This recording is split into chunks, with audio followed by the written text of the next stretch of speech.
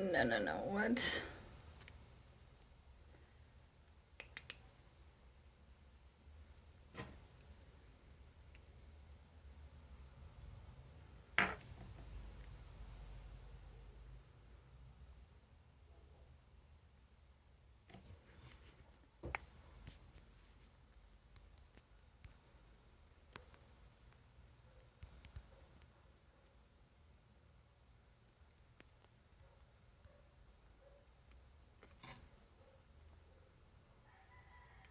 Jordan! Marcella, welcome in. Hello, Jordan. I'm trying to get everything set up. Welcome in. Drive safe, Miss Missy. Just G, I haven't forgot about you.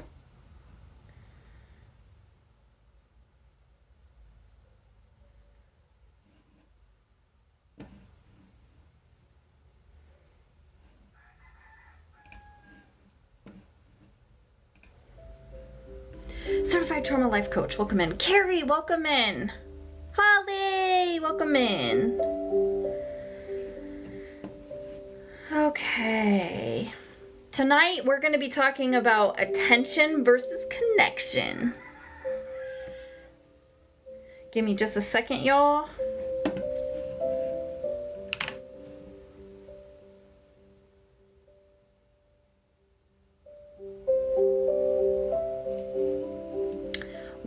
Thank you.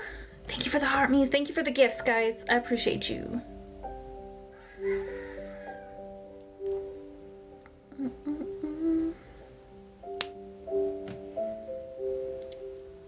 One of one rose. Thank you, Ollie.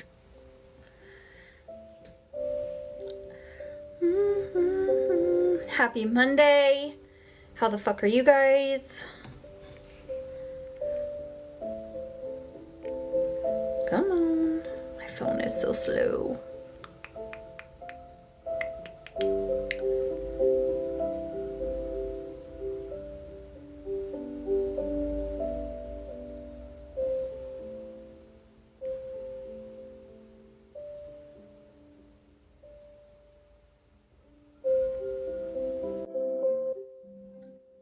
No. Not battling. Okay. Give me 1 second, y'all.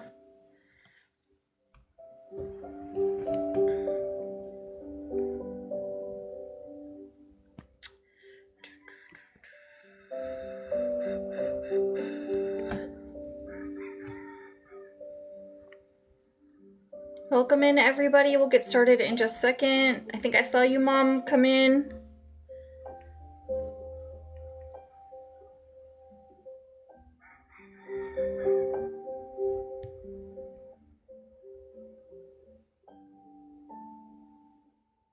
Oh, well. Okay.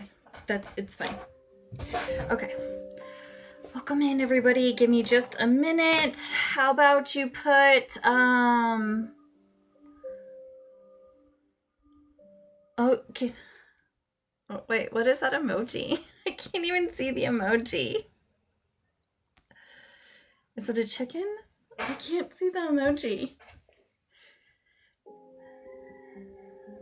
Oh, yeah. I forget that you guys can hear him. I'm just so used to it now. I forget about him. Okay, yeah, the rooster. Okay, let's see. Give me just a minute, y'all. While we're waiting, please put one win. What's a win that you've had today? Copy that. Michael, welcome in. Put your wins in the chat. Mods, if you could just welcome people in. I'm gonna finish getting ready.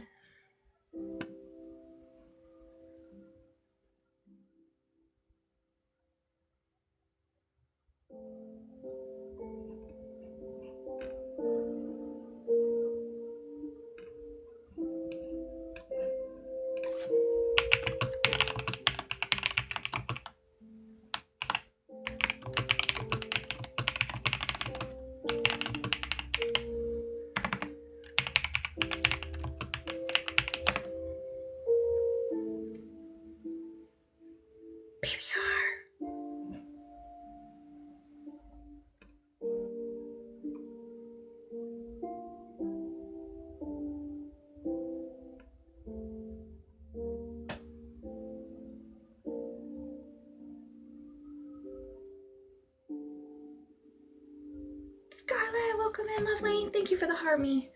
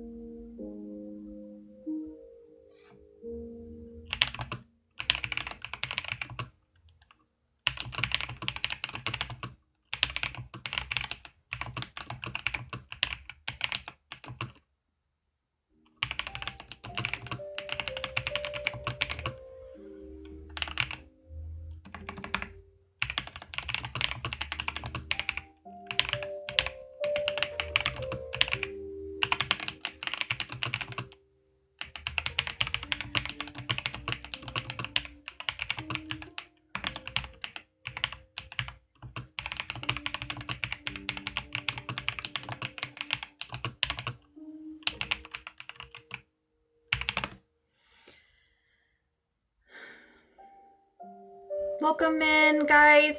Tara! Oh, sorry, the keyboard volume is so loud. Sorry.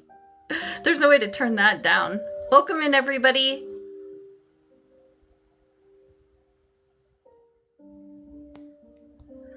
Let's see. Is it Hales? Welcome in.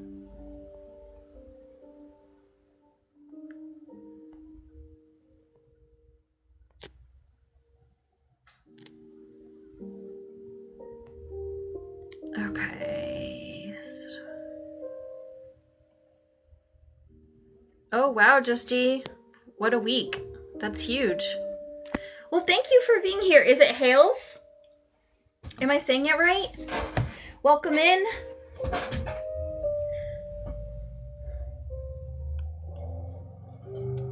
Awesome, awesome. How did you hear about us? Okay.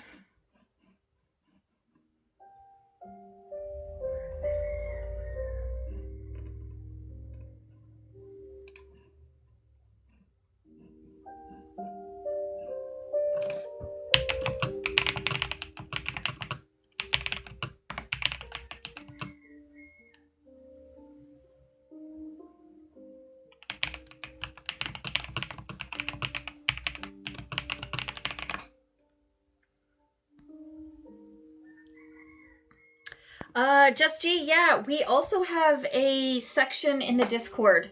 Like Hale said, there's probably several, but a place in our Discord you can vent as well.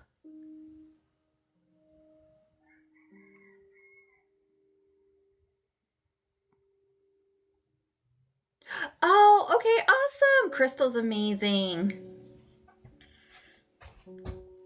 I love, see, you have options. All these safe places to vent. Okay.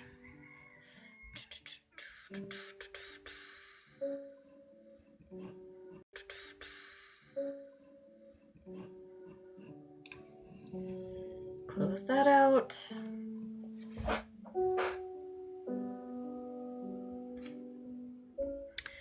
Just G, if you ever need help, we can hop on a Zoom and I can help you get set up on Discord. Mason, welcome in.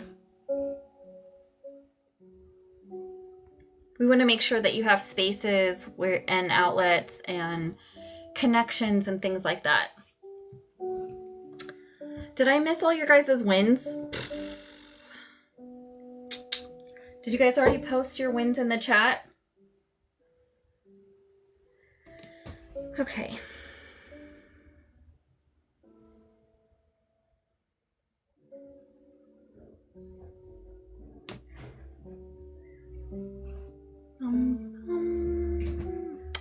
How are you? Hi, bud. I texted you. Oh, you did? Yeah. Okay.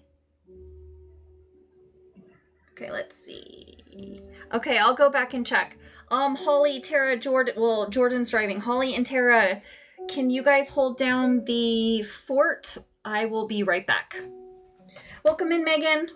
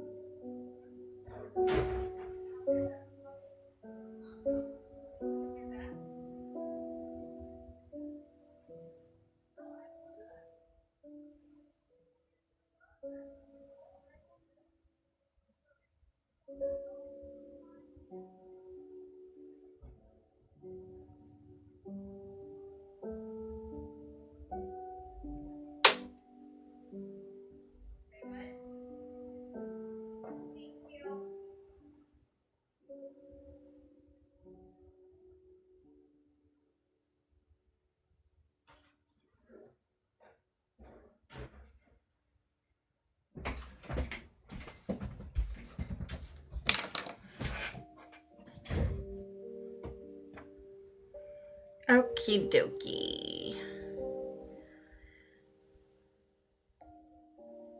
Oh, okay, copy that, Jordan. Bye, Mason. Thanks for stopping by, dude. Okay. We are almost ready, y'all. We are going to talk about attention versus connection tonight. Just saying. Okay. Hales, no problem.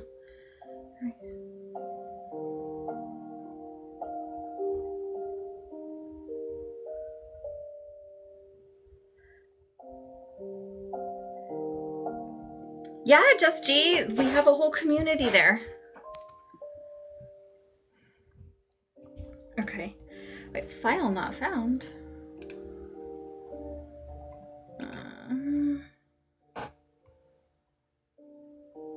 Oh, okay.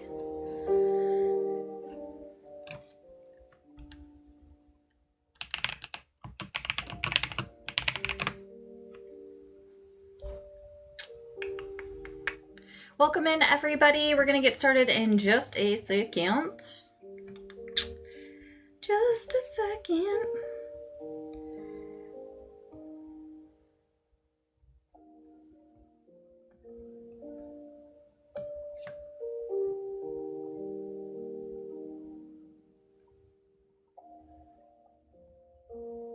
Let me share this out. Michelle, welcome in, lovely. How are you?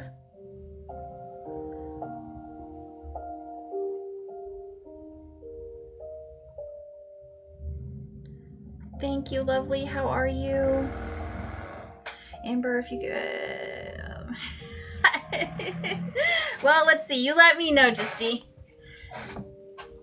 Thank you, lovely. You guys, if you're not following Michelle Mindset Coach, she's amazing. Pick her up. She did an amazing personalized meditation for me. I highly suggest. Okay.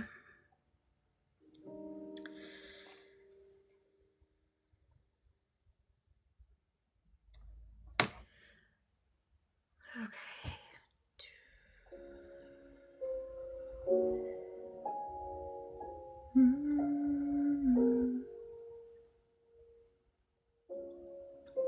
Thank you guys for getting each other. I see you. Okay. It's Monday. It's crazy. Let's just settle in if you can. We're going to take 3 deep breaths. If you can, put your hand on your chest and on your stomach. And we're just going to take 3 deep breaths in.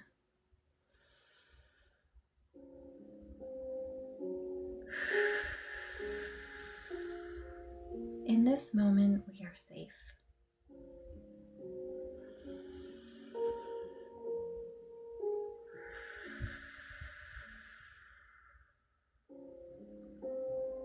In this moment, we are safe. When you take this deep breath in, I want you to relax your shoulders, relax your jaw, let your tongue drop from the roof of your mouth. Deep breath in your nose and out your mouth.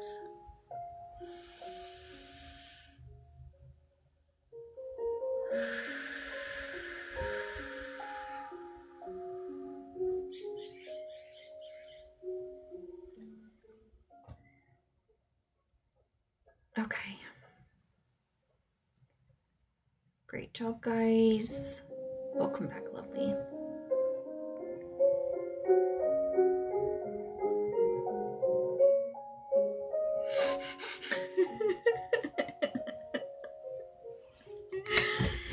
So we're going to talk about attention versus connection tonight. Is it lagging for you guys?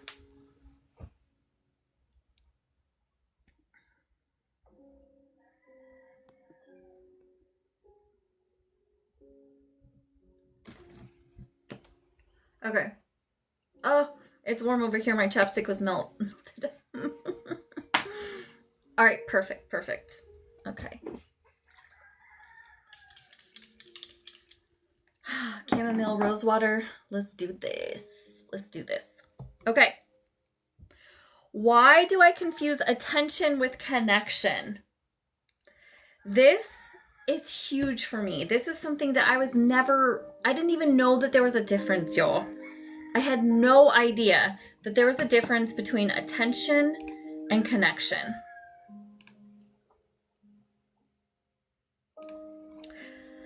And both are valid. Attention and connection are both valid. Welcome in, Miss Amy. We're just getting started. Because we're human. As humans, we seek both attention and connection. Let's talk about why we chase it, why we crave it, and what's really underneath all of it. Like, what the fuck does it mean? Thank you for the heart, me sweetheart.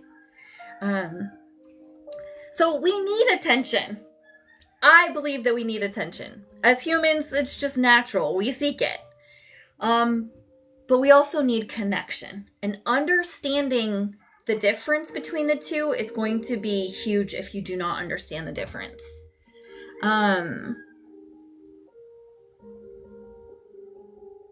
That's huge, Just G. And we're going to talk about that. That's huge, Just G. And we're going to talk about that. Let me make a note about that really fast.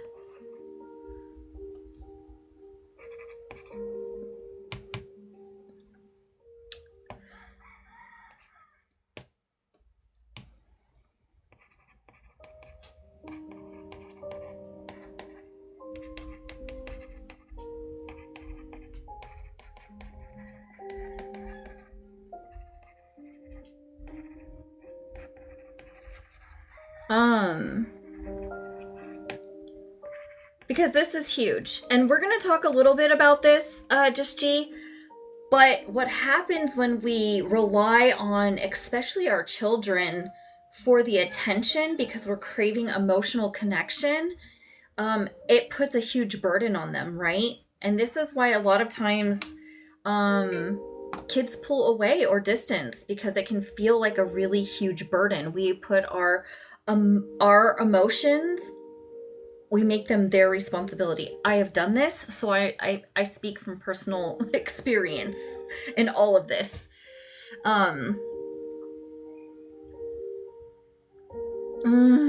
That's so tough, Just G. I'm holding space for your mama heart, sweetheart. And again, we don't know what we don't know, right? We didn't know this stuff. And so as parents, I believe that grace comes in. It's easier said than done. I fucking understand that, Miss Madeline. But learning to have grace for those parts of us that didn't understand, right? And when we know better, we can choose to do something different. So attention is about being seen. connection is really about being felt. Okay? The issue isn't the craving. It's when we keep reaching for a high when what we really need is to be held. Okay? So we're going to talk a lot about these different words, and I'm going to find them. We're going to talk about attunement and intimacy and connection and what those mean. Did it not transfer over? Periscoder, welcome in. Hello, Miss Megan. Thank you for sharing the live. Yes, and there was something there. So when we talk about connection, okay, let me find my notes. Where did it go?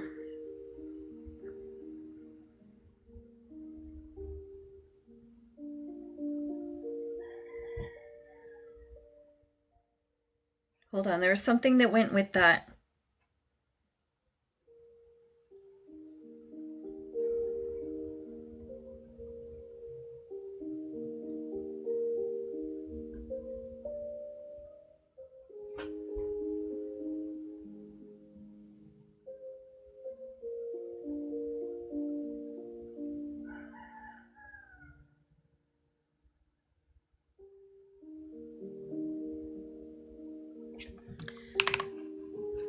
One second, because this was really important.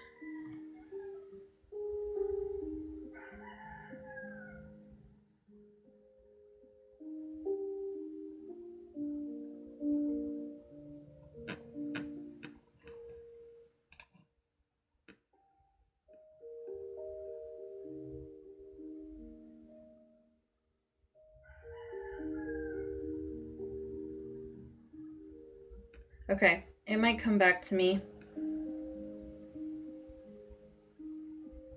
Okay. I don't want to spend too much time, but okay, so sometimes when my notes are from my computer to my iPad, they get switched. It just doesn't look the same, so it throws me off. Okay. Okay, so again, often, attention isn't a problem. It's not a bad thing, but being able to understand when we're reaching for a high versus when we really need to be held. Okay. And that's a huge difference. Okay. So emotional need, emotional connection is a survival need. I truly believe that emotional connection is a survival need. I think it can mean physically. It can also mean emotionally. Our emotions held. Okay? So, before we get too much further. Okay, we have amazing mods here. We have It's Me, Tara, we have Jordan, we have Holly. So they do a great job at catching questions, anything like that. Hold on, bud. I'll be with you just 1 second.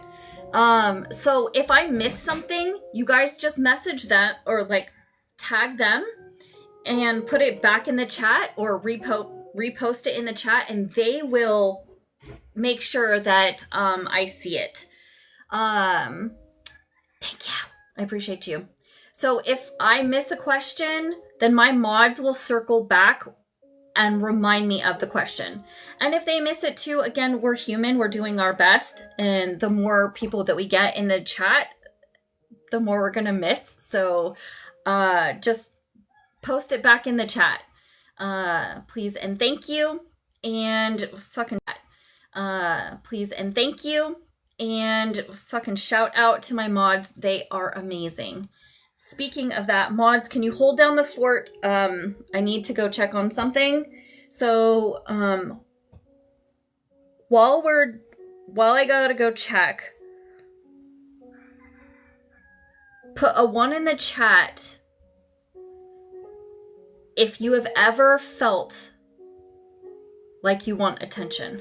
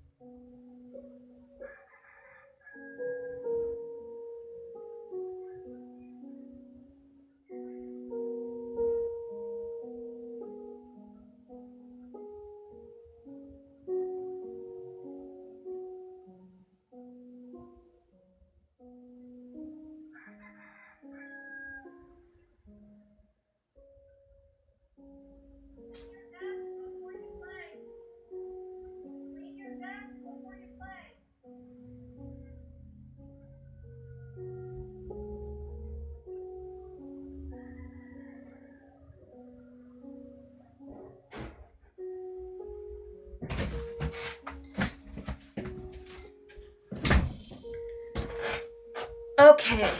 Yes. Sheila at Think Different, welcome in. Yes, of course we want to be seen. I've wanted to be seen as well. Exactly. Just G, that's what we're getting to, okay?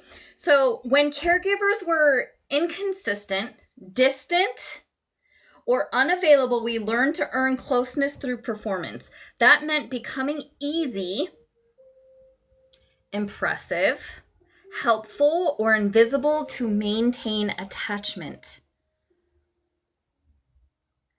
Put a 1 in the chat if you felt, Kat, welcome in. Put a 1 in the chat if in your childhood you felt that your caregivers were inconsistent, distant, or unavailable. If you felt your caregivers were distant, inconsistent, or unavailable, put a 1 in the chat.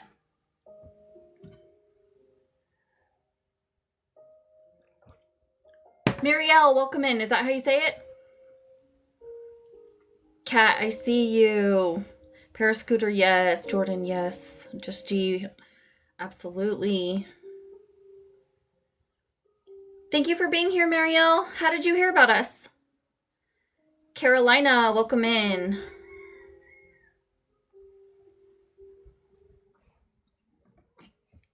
If tonight is your first night here, put a 1 in the chat.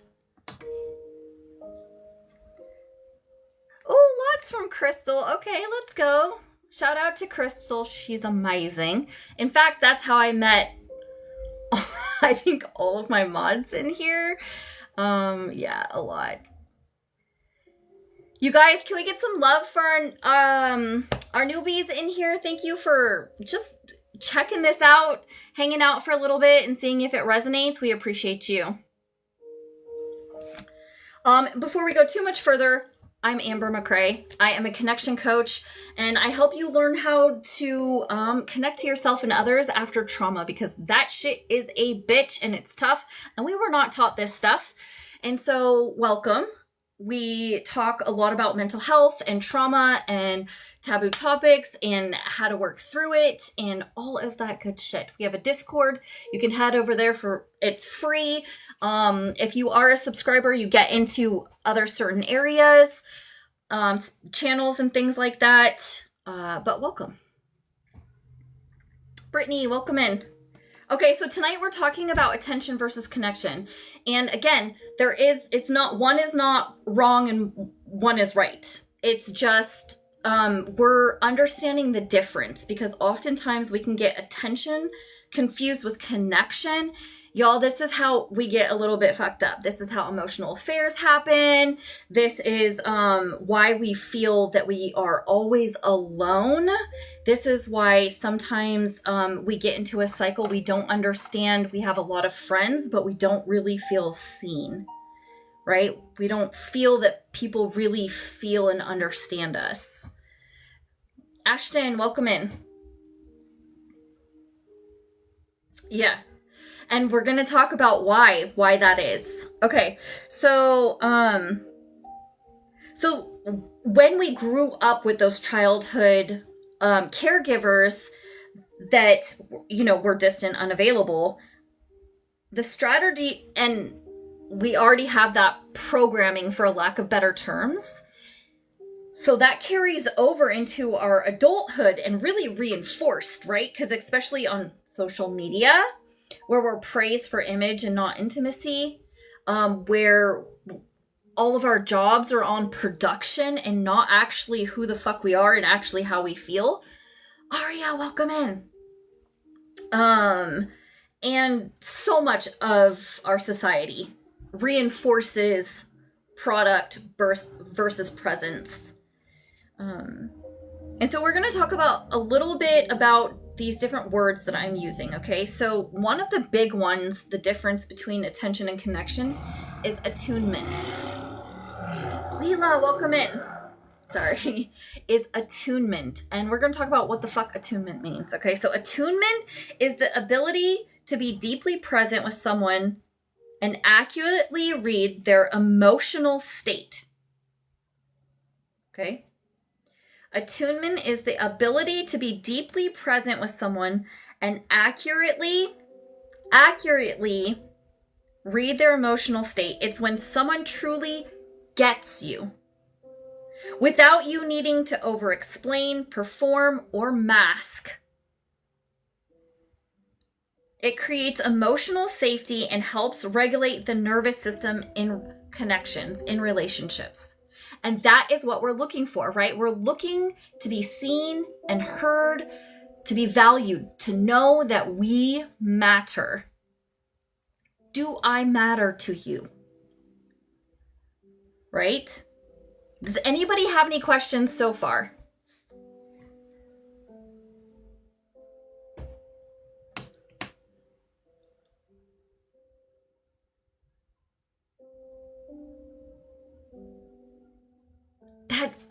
I hear you, Just G, but I will tell you that is more than some people have.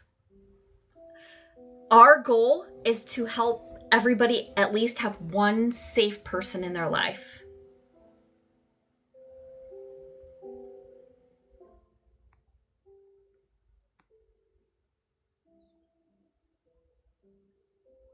And yes, Tara, it also is important to matter to ourselves. It's so important. Okay. I didn't see any questions. If I missed a question, just let me know. So what we're looking for is a connection to help us, okay, you're good, Jordan, to co-regulate. And this is where I get a lot of kickback is so as humans, we are wired for co-regulation. Okay, but we were not taught that. We were taught either to be independent or codependent. Okay? Okay, no worries. So we are not taught about interdependence, which is co-regulation. Okay? What this means is we help ourselves regulate, and we also get help regulating from others that we need. Okay, so as children, we should have gotten co-regulation, and we should have been taught how to co-regulate. I don't really know anybody that was taught that, for one. Okay, so I just want to validate, we have no fucking idea how to co-regulate because we've never even seen a healthy model of that. Yes, so independent and codependent, so yeah, they flip-flop, and what we're looking for, it's like a pendulum, right? So the pendulum swings. Most of us are either taught to be codependent or independent, okay? And then when you let that pendulum shift or let go of it, it swings to the other side, right? And in circumstances where fear comes up, we can go to the other side, right? So, and this is normal because we are wired for connection, right? So most of us women in here and most of the men in here are hyper independent. But what happens is when we have a connection where we feel remotely safe, we can feel codependent because we're like, oh shit, we do actually need this. I can't let this person out of my life, right? So we flip-flop. What we're looking for is interdependence. And this is that co-regulation where we can learn how to regulate ourselves and also where we have other people that help regulate us. The way that other people can help regulate us is attunement, is feeling seen and heard and valued. It's not about anybody fixing it. It's not about enmeshment. It's about feeling seen, heard, and valued. And that is safety.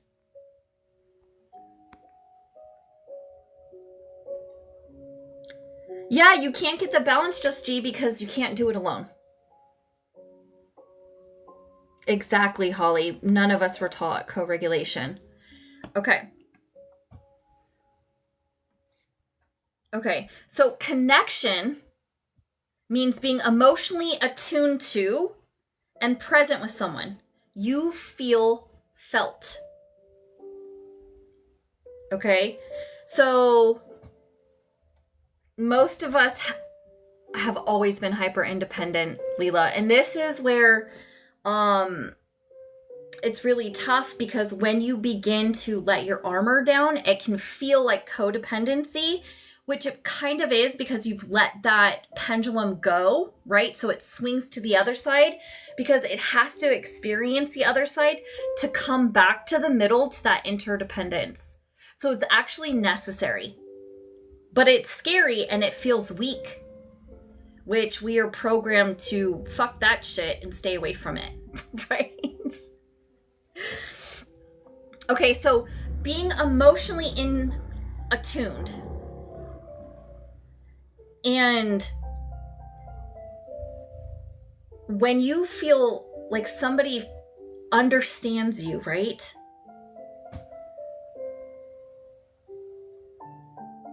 Correct. And we're going to talk about that because, so Tara says for me, oh shit, it went away.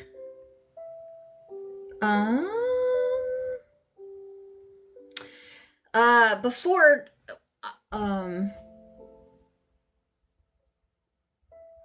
ITP. What does that mean? Transactional relationships were about attention. Today, vulnerability is the gateway to connections. Correct. Right? Correct. The only way to actually get what you need is by taking a risk and being vulnerable. Now, that is a very big statement, and I don't say that to just anybody. We always talk about the container of safe connections here. When I am talking about vulnerability and taking risks, I am talking about in a container with safe people. Oh, in the past. Thank you.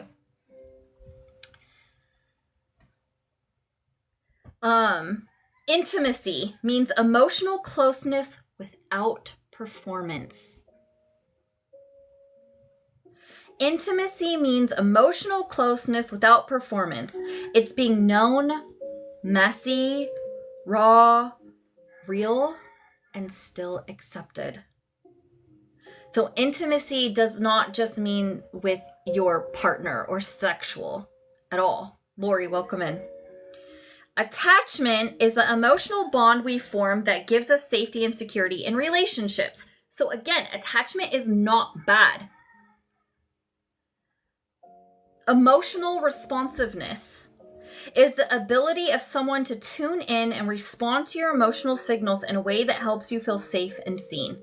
This does not mean fix it. Thank you for the follow. Thank you, Lori. We're talking about attention versus connection. Heather G, welcome in. Okay. Emotional responsiveness. Ozark, welcome in. Is the ability of someone to tune in and respond to your emotional signals in a way that helps you feel safe and seen. Again, this does not mean fix it.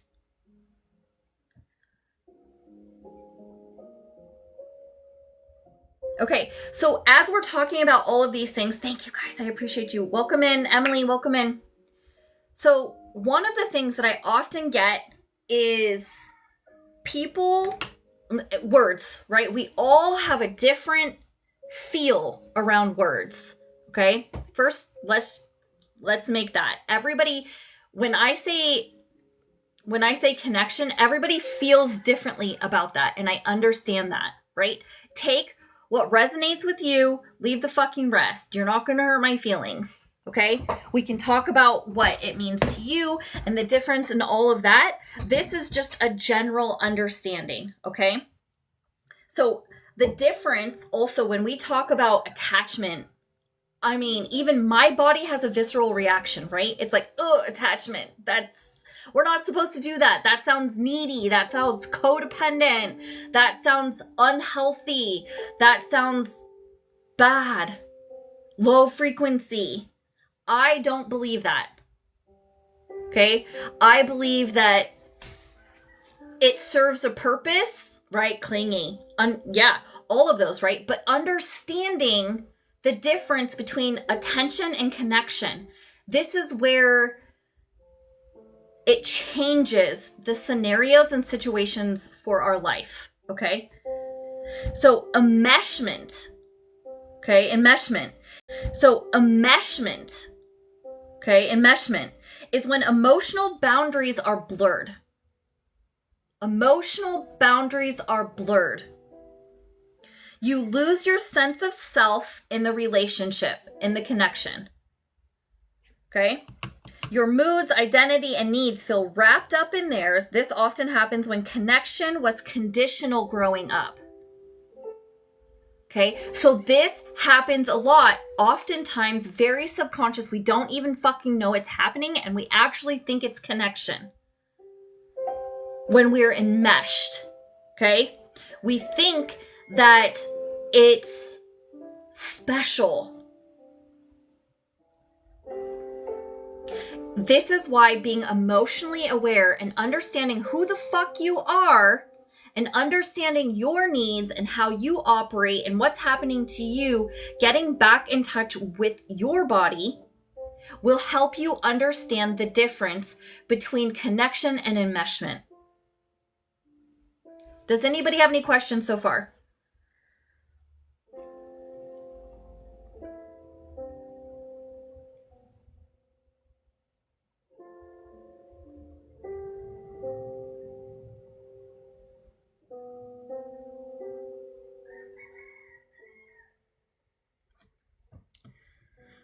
I thought it was special, but not conditional.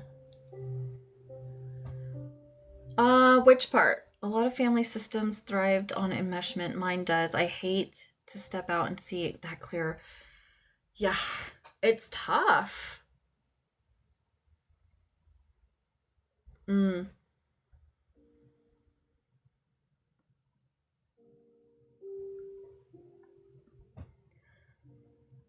Okay. Welcome in, everybody. Thank you for being here. Right. This weird both, right? Okay.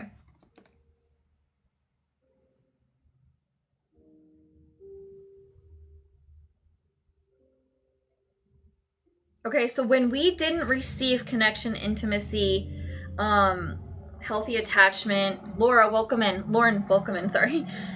Emotional responsiveness, when we didn't receive that as kids, our systems adapted.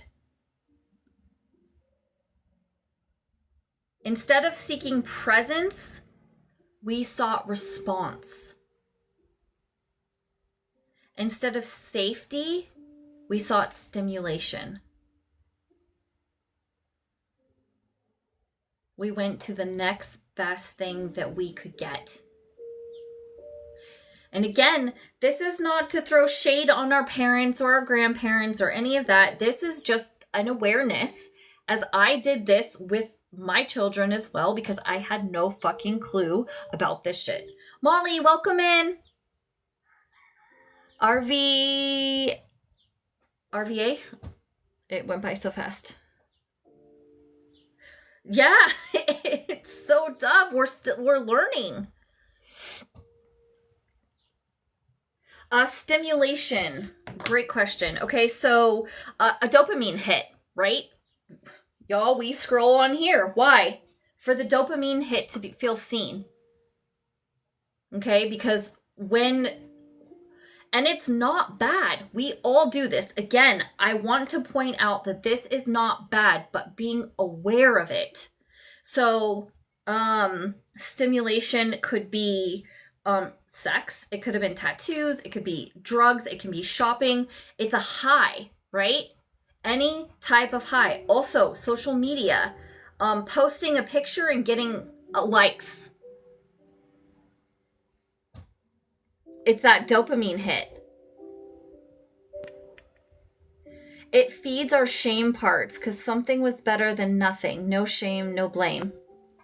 Yeah, we needed to feel connection, but all we got was attention, not connection. So we correlated that with, okay, then we just get attention. And we do not get to get connection or intimacy.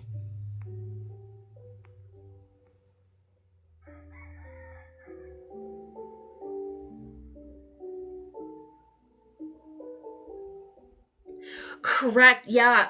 Frosty, beautiful, beautiful awareness is that my body thinks it needs stimulation to connect. And again, so much of what we've experienced, because attention, that attention, when we get that, okay, so there's two things. Attention gives us a dopamine hit, right? Also, if there has been SA in your childhood, stimulation has been linked to connect, like the false sense of connection, the false sense of safety, right? So that plays a huge part in stimulation to feel connection, right? Because our brain says, oh, to feel connected, we have to feel something, stimulation in our body.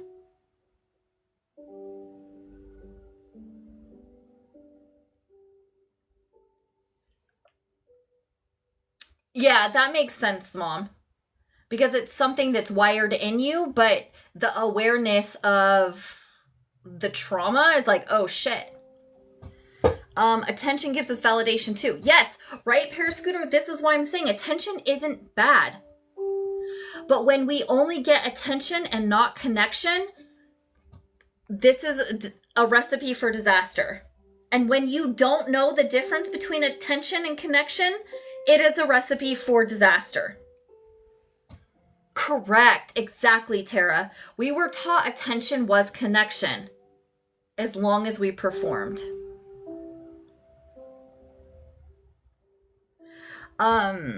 If I don't get attention, I cling.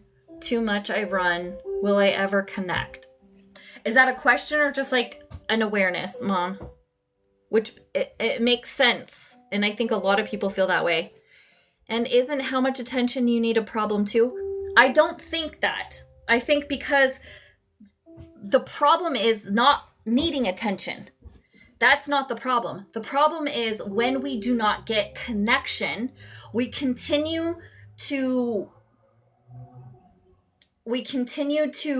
gravel and grasp and reach for attention. But this is so I'm going to pause on watching the comments for a minute because I'm going to get through some more of this stuff, because this is what it's talking about, is a lot of times we crave connection, or we crave attention because we are not receiving connection. So it never feels enough, which is understandable because attention is different than connection. So it makes so much sense if we're not actually getting the connection that we're truly seeking, that we truly need in those moments, and we go for attention, we're never going to be fulfilled. Okay? So I'm going to hand it off to the mods. If you guys can take notes, any questions that come up, I'm going to go through a couple more things. Okay.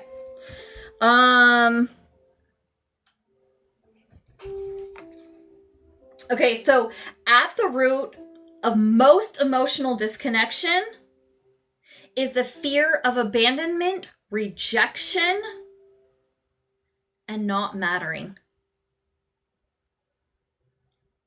Attention temporarily soothes that fear, but it can't replace emotional responsiveness.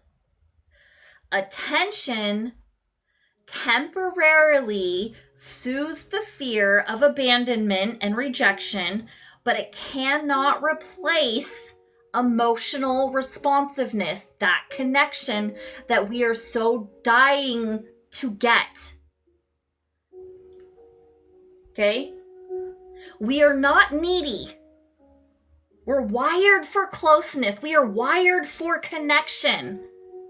When connection feels too risky, we settle for the next best thing, the quick fix of being noticed, even if it never truly lands in the body. Okay? Connection lands in our nervous system. Attention is a quick dopamine hit. Okay?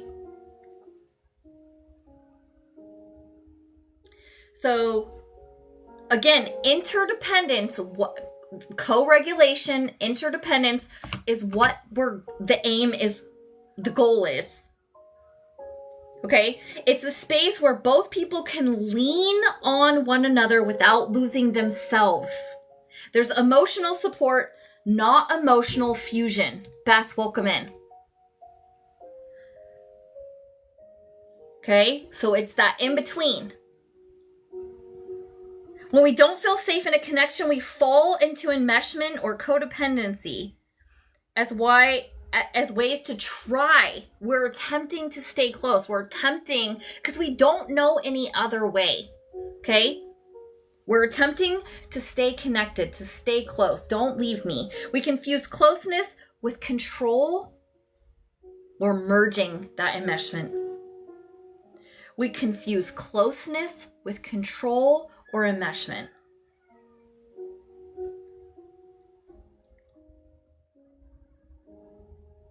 The goal is to rebuild safe, emotionally responsive relationships where interdependence becomes possible. I can need you and still be me. I can need you and still be me. Okay, so we talked a little bit about this, is how social media can play into this, right? It activates our attachment system constantly. The gifts, the likes, the shares, and none of that is bad. But I will tell you, I haven't caught up, but really quick, who feels good when you walk into a live and somebody calls out your name and they're like, welcome in, Coach Amber? I do. Can I get a 1 in the chat if that feels good to you? If you go into a live and the host calls out your name and is like, welcome in. Yeah. All of us, right? Why? Because we feel seen. And that is not bad. It's like, oh, I matter to this person. Right? Now, that person is not seeing you completely. But they're saying, hey, you matter. Right? And in this moment, you matter. I see you. And it gives us that dopamine hit of, shit, I feel seen. Which is part of what we need. But what we need is on a deeper level. Right? We need to feel seen. But we also need to feel felt and understood. The problem is that is very hard to do in large groups. It is also very hard to do on a live without back and forth. Now, a lot of people can feel seen, especially if and heard and validated, right? Because we work really hard. Some of us work really hard to make sure people feel that because it's so important to us, right? Lori, welcome back in. But not on the level that we are seeking. Bro, welcome in. Constantly, right? This is great. This is why we doom scroll. This is why we go into lives. This is why we're constantly on social media, is because, oh, I have to do a puzzle. Hold on.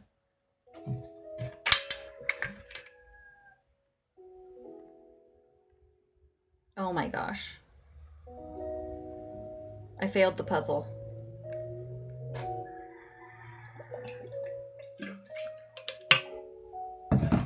Okay. Is because we need it in our everyday lives, not just once a week, not just in a drive-by, right? We need a person in our life like that.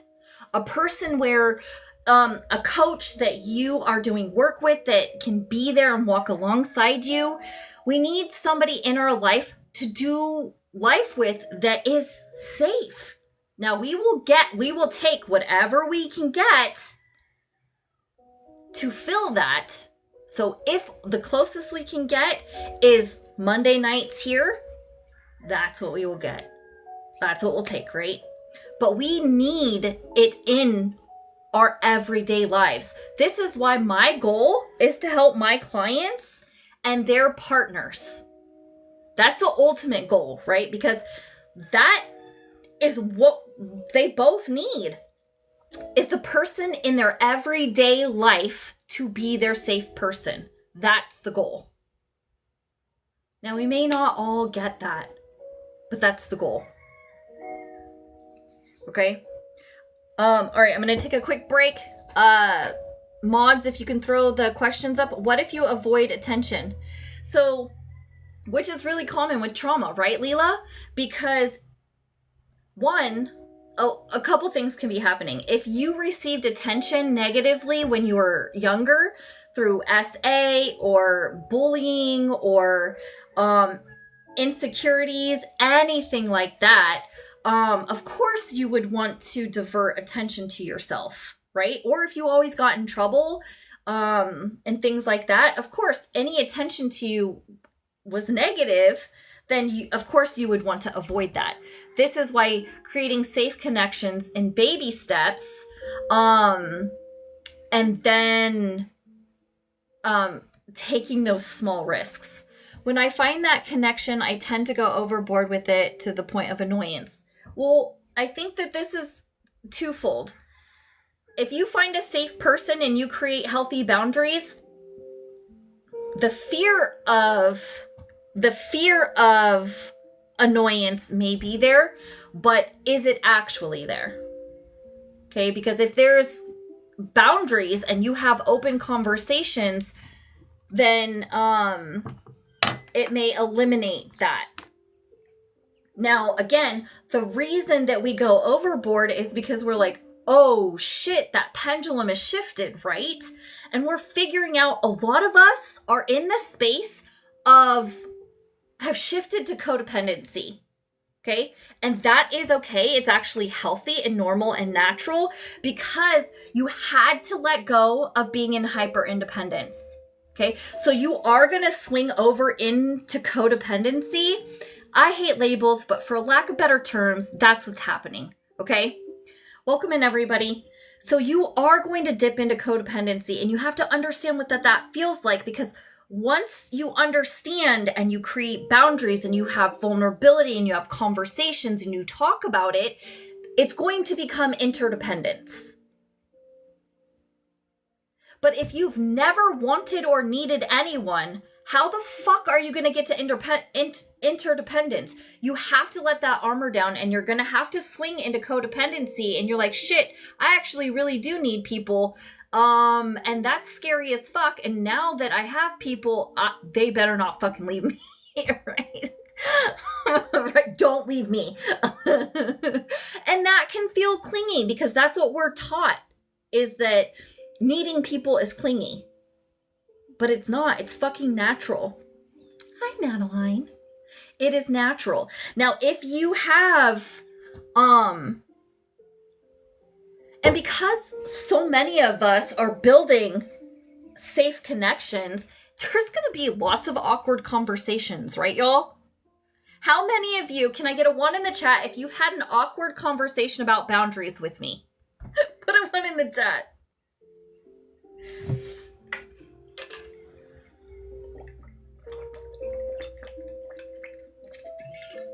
Or just a conversation about boundaries in general.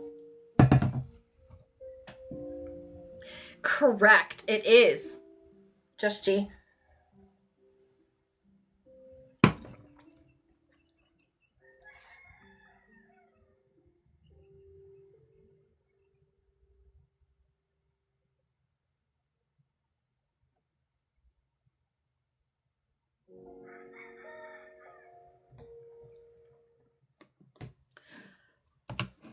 Right. And none of you I find annoying at all because I've set boundaries. I don't have to, there's no questions. And this is why when you have people who know themselves and are okay with people being disappointed in their choices and things like that and being disappointed, it shifts, right? So I have a lot of people, I'm like, hey, message me. You guys can always message me, right? I don't always message back right away. I will message you, but I will not always message you right away, right? And so sometimes that can feel scary, which is understandable. And I allow you to sit in that. I'm not going anywhere. I understand that. And I message you back and we can have a conversation about it because I understand, right? And plus, when you find, okay, so kind of along the lines of this is when you post something vulnerable on social media or in, I'll message back immediately or in 3 months. I mean, that's, you're hilarious and I love you. When you post something vulnerable, first of all, when you get that 50 likes, shares, repost, duet, you feel seen, right? Like, oh, other people understand what I'm going through, which feels good. And it feels a little bit, again, like, oh, I'm not alone. But you don't have, those likes aren't getting you the emotional responsiveness and conversations that you need to work through whatever it is you're going through. My hair is falling. It's driving me crazy. Okay. Do you guys have any questions so far?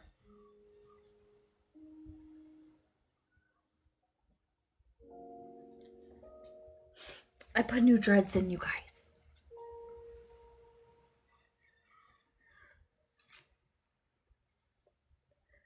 Any questions so far?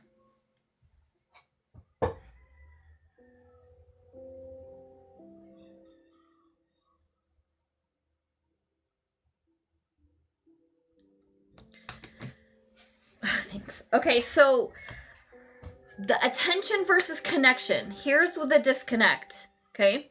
When you post something vulnerable, you feel seen and you get those reactions, right? You feel seen. But when you don't get the validation, there's no oxytocin. So you'll get the dopamine hit, but you won't get the oxytocin release, which is the co-regulation. That's what we're looking for. We're looking for that co-regulation in those moments. So when you post something and a bunch of or even somebody's like, oh yeah, okay, I understand you, but you don't feel any better per se, deep down, it was like, oh, that was nice, but I still feel, ugh. You don't have that oxytocin release, which is the co-regulation of helping. Okay? Richard! How the fuck are you? Okay, so what happens when we confuse attention and, is that the feeling of validation after a response? The oxytocin? Yeah, it doesn't even have to be, it's not always a validation, but like I think Megan said, she goes, when you didn't run, I was shocked. Right? It's part of it is, I'm not going to leave you in this moment. And the other part is, I understand how you're feeling, right? Is that validation. The active listening is when you're angry, you don't want somebody to say, oh, just go for a walk, go calm down. Maybe you're overreacting. That's super invalidating. If somebody's like, that makes so much sense while you're pissed off, I understand that. Like, that makes sense. It's helping make sense of it, and that what we're feeling matters. Does that make sense? Mason, welcome back.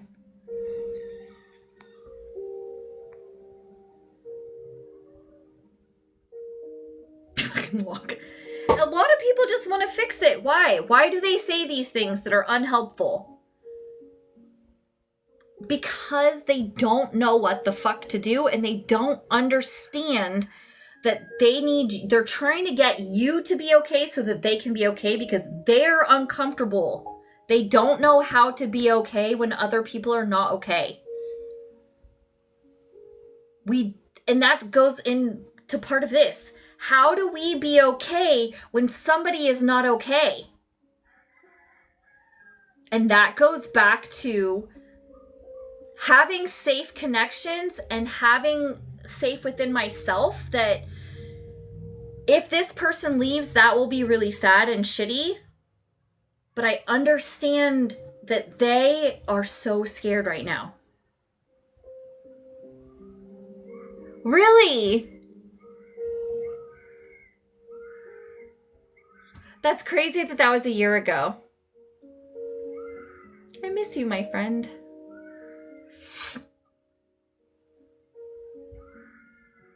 I'm gonna write a note to message you. Message Richard. Okay.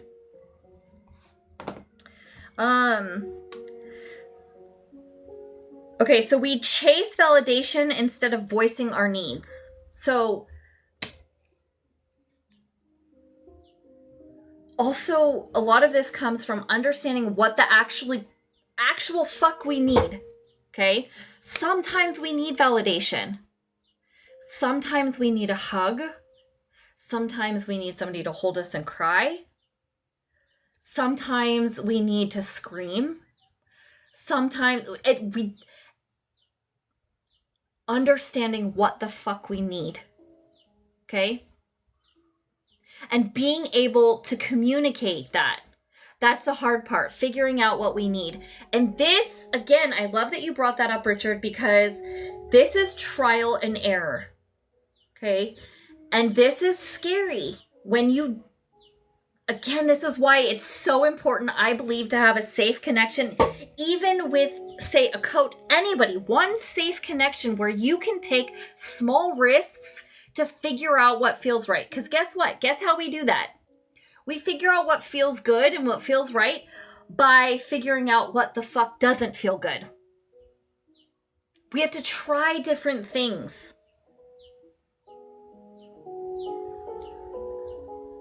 Okay, so the other day I was in my feels, and I was angry. I was angry at my husband. I was angry at the world. I was sad. I was just allowing myself to feel, right?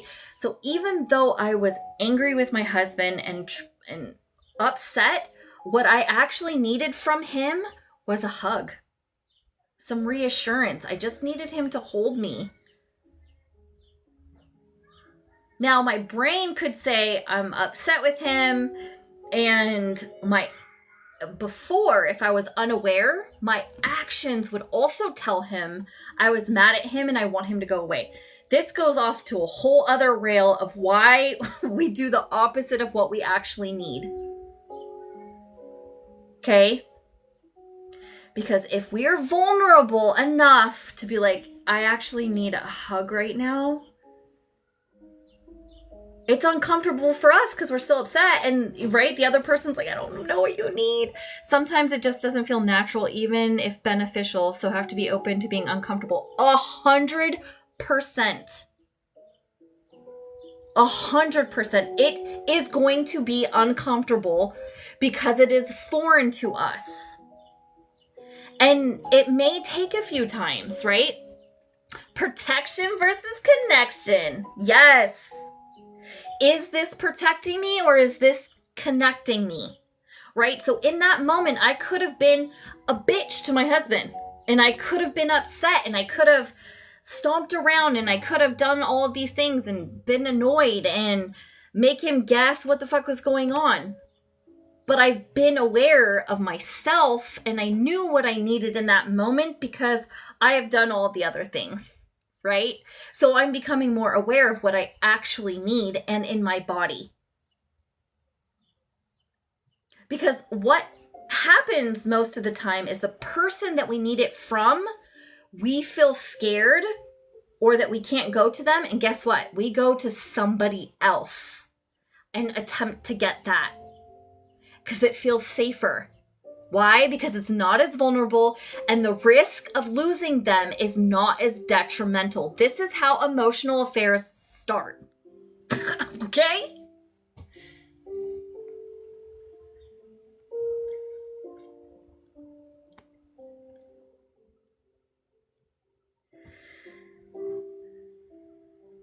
Okay, so we mistake emotional affairs or flirty dynamics for deep relationships, but they are just those dopamine hits. Cassandra, welcome in. When we're unsure how to get our needs met safely, we seek intensity as a stand-in for security. We seek intensity as a stand-in for security. I'm going to say that again. When we are unsure of how to get our needs met safely, we seek intensity as a stand-in for security. We seek dopamine hits instead of oxytocin. It's crazy that we sometimes skip over the person supposed to be our number one best friend. 100%. Why? It makes so much sense. Because the fear of losing them, the fear of being disconnected from them is so detrimental to our psyche. It makes sense. But if we are not aware of this, it's not conscious. So we consciously have to lean into the connection that we want to build the most, which is the scariest fucking connection. No, not at all, Mom. Not at all. The person that you want and need the most, the people that you want and need the most, are the ones you do not go to because of fear of being rejected, abandonment, being judged, all of these things. So it makes so much sense why emotional affairs happen and why we disconnect from the people that we are trying to connect the most. It's the same reason most women want connection from their husband but run to the bathroom and lock the door. Because we don't know how to get the need met. We don't know how, and it's so scary to say, right now, I'm angry at you, and I'm scared, and I feel weak, and I feel small, and I just need you to shut the fuck up and hold me while I cry.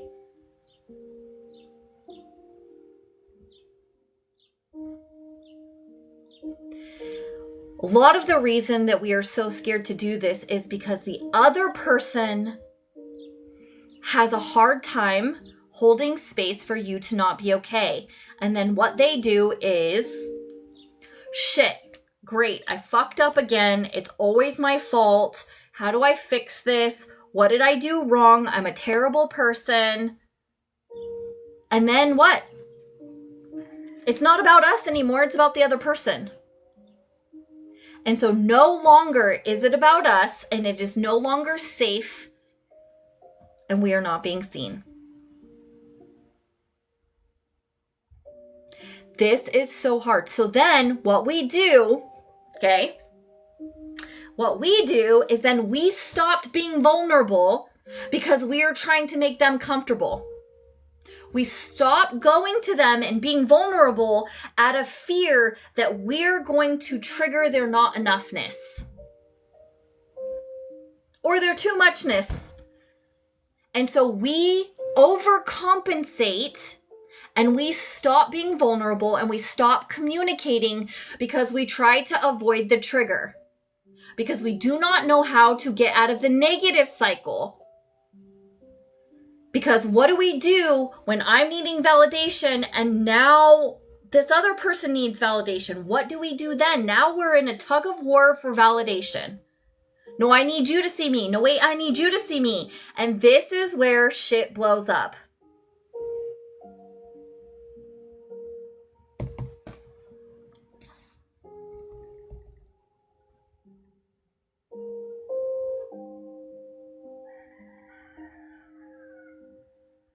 So we can use attention as a coping mechanism, just the same as we can use food, sex, scrolling, drugs, shopping, working out, all of that. Certified trauma coach, welcome in. In the past, it was easier to fake than to be vulnerable. Got me into lots of trouble. Yeah, which is so understandable. Which we all do to some extent still. Groot, welcome in. Okay? So we can use attention as coping mechanisms, just like anything else, because because what? It numbs the discomfort rather than moving through it. It's a distraction.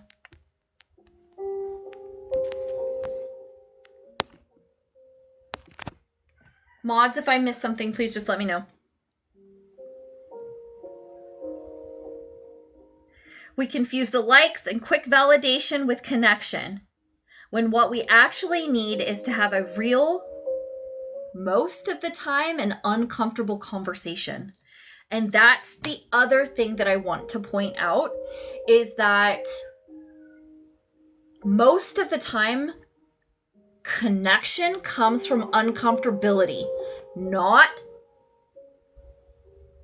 unsafeness, uncomfortability. Okay? And this is also why people skirt around connection, is because vulnerability and being uncomfortable, they don't want to do. And part of it, and we've talked about this, I'm not going to go over it again right now. If you have questions, you can post them in the Discord. Uncomfortable is different than being unsafe. So before you go down this road, I highly suggest you learn the difference in your body, not your brain, in your body, what the difference between uncomfortable and unsafe feels like. Because for most people with traumatic experiences in their childhood, which I don't know one person who doesn't, but especially people with SA, you or emotionally or physically abusive parents, I lost my thought. You don't know the difference between unsafe and uncomfortable, and they feel the same. Right, it feels the same, but it's not. And so you have to untangle the difference of what they feel like so that you can have and do uncomfortable things that are still safe. Because in order to actually connect, you have to be vulnerable, and vulnerability is unfucking comfortable.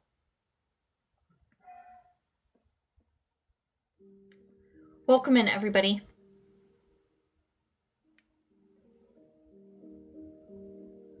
Thank you, Tara. I appreciate you for posting that.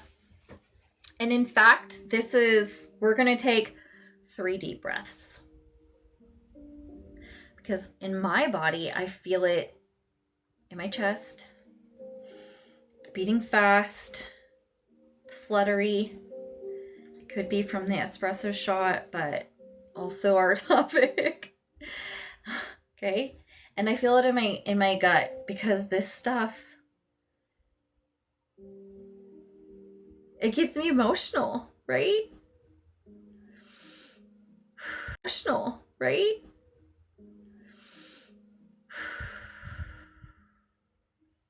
it's not fair. It brings up pain and grief, and it's real.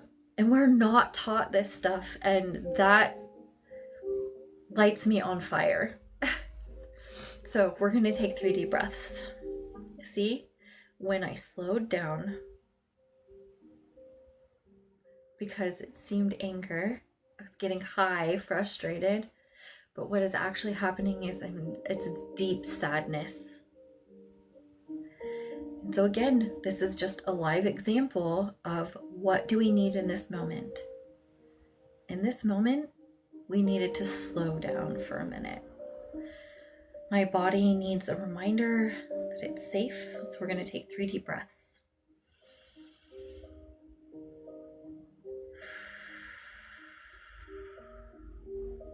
In this moment, we are safe.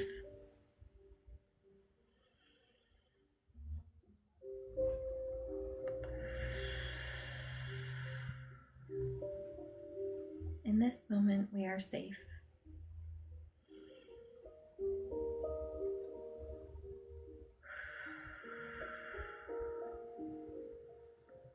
In this moment, we are safe.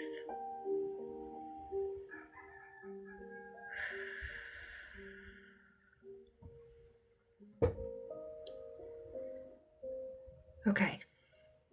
Thank you guys. I appreciate you. The body keeps a score. Sitting in discomfort helps me honor what was so I can rewire what is.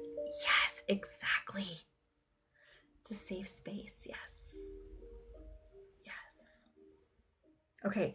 Does anybody have any questions before we move on?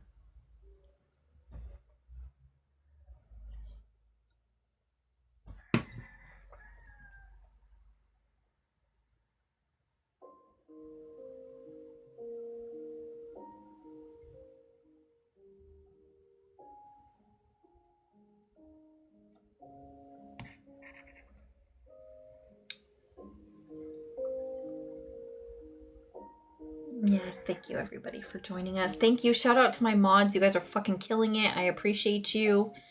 Again, just a reminder, if you guys, the mods are here to help and they're amazing. So please utilize them. If I missed something, they got us. You absolutely need to record these lives. Thank you. I'm trying to figure out what to do with them after I record them because I think my only option is YouTube. There's just not a space that holds them enough to share.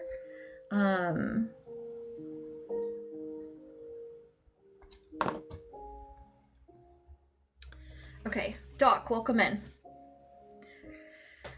So we avoid intimacy under the guise of being in touch when there's no real emotional presence. Okay?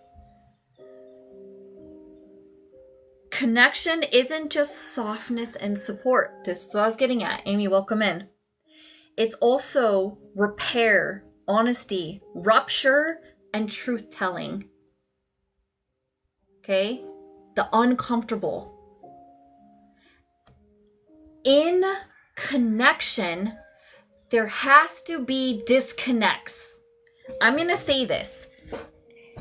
Just because, again, the difference between safe and uncomfortable. In a safe connection with me, there will be moments that you are uncomfortable. Why? Because I have boundaries, because I am safe within myself, and because I communicate and I have uncomfortable conversations because they're important. And because you are important to me, I'm not going to forfeit those and overcompensate and skirt around them because that creates not safe. If you are in a relationship where you never get disconnected, you don't have uncomfortable conversations, you can't communicate, and you can't be vulnerable, they're not safe.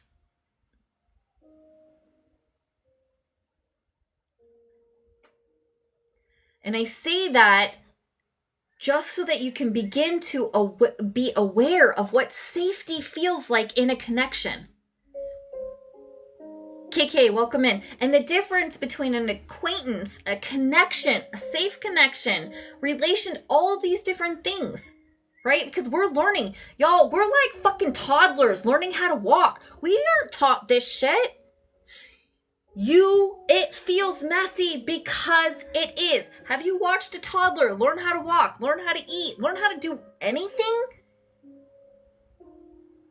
Clumsy, messy, funny, silly, fail, all those things. That's us. That's what we're doing right now, right here. Sassy, welcome in. Okay? We are taught the opposite 100%. So this is your permission to not get it right. This is your permission slip to not know what the fuck you're doing. And this is your permission slip to get it wrong. Because it's actually essential to get it wrong in order to understand what right means for you in that moment. Fuck perfect. That's right. And honestly, there's no right and wrong. I'm just going to say it. There's no right and wrong. It's whatever is good for you in the moment. We get so fixated on the right and the wrong. I have to make the right choice, the right choice. It's just what we're going to choose in this moment. And guess what? It's just, I look at them as roads. Okay? There's these roads. Choices are roads. I'm going to go down this road. If I don't like that road, guess what? I get to pivot. I can go down a motherfucking different road. Okay? You don't have to stay on the choice that you make. You always have a choice to pivot. Me too, Holly. You have a choice to pivot. And just because you go down one road doesn't mean you can't change the road. I know, I hear you, that you were taught that once you start something, you have to finish it.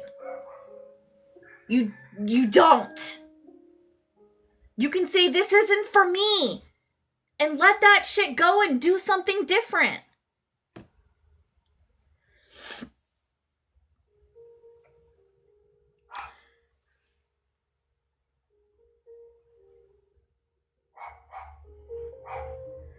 Here's something. Exactly, right, Tara? And if you don't, you're a quitter. Again, because changing, doing something different was associated with failing. That's why I love failing. Some people don't like the word. Whatever word you want to choose, failing, I fail forward. Because I all the time start something and I'm like, I was so confident. I'm like, this is what I feel led to do. And then I'm like, oh, wait, no.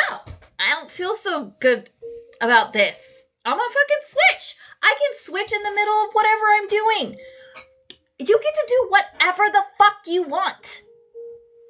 Because the supposed to be's of who made these rules, they're not real. They're not real. It's not what you start that counts. It's what you finish. And where you're going. Right? It's where you're going. Where do you want to go? Yes, I love that, Just G. Denzel, welcome in. Okay.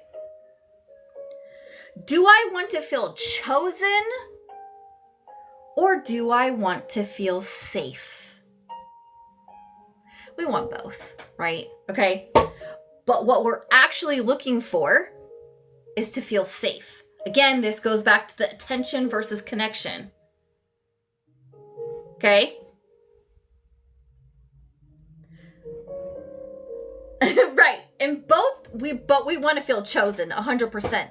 But that dopamine hit is, we feel seen. So maybe more so would be better. Do you just want to be seen or do you want to feel safe? Do you want to be seen or do you want to feel safe? And I want to be chosen. 100% I want to be chosen. So that's why I was changing the wording. Sassy. I feel you, sweetheart. And it, again, this is why being around people that don't truly understand and that are very judgmental is fucking tough. Around people that don't truly understand and that are very judgmental is fucking tough. Gus, welcome in.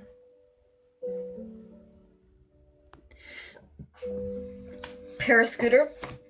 And this plays into, which is understandable, right? So I just don't need to be chosen by anybody. I don't need anyone because people fail me. Which is so understandable and it makes so much sense. But we do. I believe that we do need human connection and we do need to feel chosen and we do need to feel connected. And attention isn't bad. Also, to feel seen and all of that. None of these are bad. But if we don't learn what connection feels like and we don't start choosing connection and vulnerability that gets us that connection, we're just going to settle for feeling seen all of the time and we're going to feel lonely and we're not going to feel like our needs are met and we're going to feel misunderstood all the time and we're not going to truly feel safe with people, which is something that is a human need. I fight people all the time. I fight myself because people are like, I don't need. I hear you. That's because people have failed you. And I was the same way. I, in fact, went through a season where I taught all the women in my group to not need. I would say that we don't need. And when I got hit with the reality of, oh shit, as humans, we need, and that doesn't make us weak and that's not bad, I felt like I had failed my whole group. All of these women. And I had to be reminded that you don't know what you don't know. If you've never experienced safety in a connection, of course I would be teaching people the second best thing. Right? We settle for that because we have no idea what else is out there. Samantha, welcome in. Right? Am I avoiding vulnerability by chasing attention? Do you know what I do? Oftentimes I will find myself scrolling on, Katie, welcome in. Daria, welcome in. I will find myself scrolling on TikTok or going to do my work when actually I need and want to have a conversation, an uncomfortable conversation with my husband about how I'm feeling. Katie, welcome in. We're so glad to have you here. We're talking about attention versus connection. Just a reminder that we have a Discord group. It's in my link tree. It's free. You can hop in there. All these amazing fucking people are in there.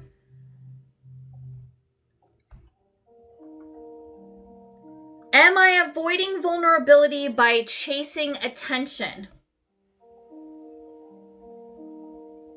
I'm so sorry. I'm proud of you. Difficult convos are so uncomfortable, but man, kudos. That's exactly what we're talking about, Katie. Illusion, welcome in.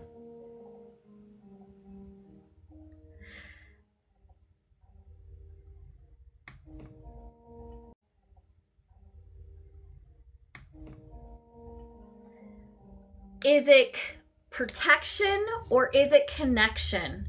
Am I trying to protect myself? Am I using my protective mechanisms versus connection? Katie, are you from Crystal's Live also? That's where everybody's coming in from today. Oh, thank you for sharing. I appreciate you. I love this. I appreciate you. I'm very honored that you guys would take your time out to come check this out. Thank you, Hales. I appreciate you sharing. Thank you for the homie. Okay. If you have questions, throw them in the chat. Okay, signs that you're craving true connection. Thank you, Just G. I appreciate you guys. You feel hollow or overstimulated after scrolling or texting. Again, also too, if you go in and you vent and you don't feel better afterwards, you probably are looking for that deeper connection. This is so cool. Yeah, and Parascooter, that's, while our conversations are beautiful and you guys can feel seen and validated here, it's different when you get off and you have a person to do life with, right? That's next to you, that you can really feel heard and understood more on a daily basis. And I think that that's so important.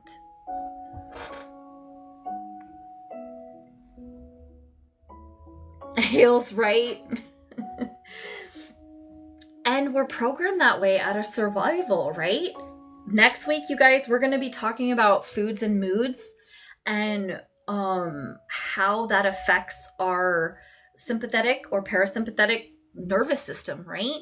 And why we're the overstimulated in fight or flight, and how, how some of we talk a lot about emotional, like connection helps co-regulate, right?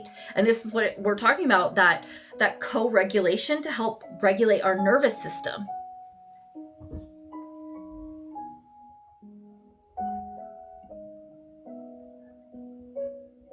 Oh, that's huge, Katie. Man.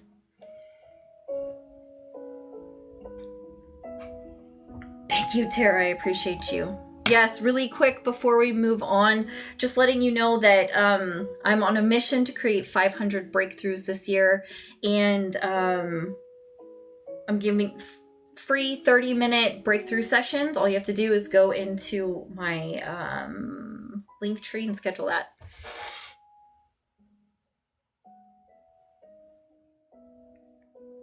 Love your face, Lace. Welcome in.